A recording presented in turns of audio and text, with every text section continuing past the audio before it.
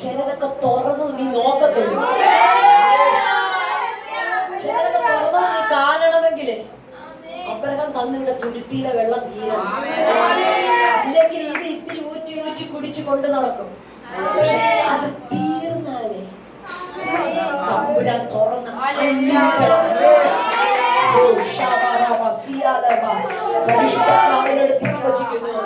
വിശ്വസിച്ച് പ്രാർത്ഥിക്കുന്നുവെങ്കിൽ ദൈവം നിനക്ക് സ്വന്തമായി തരും.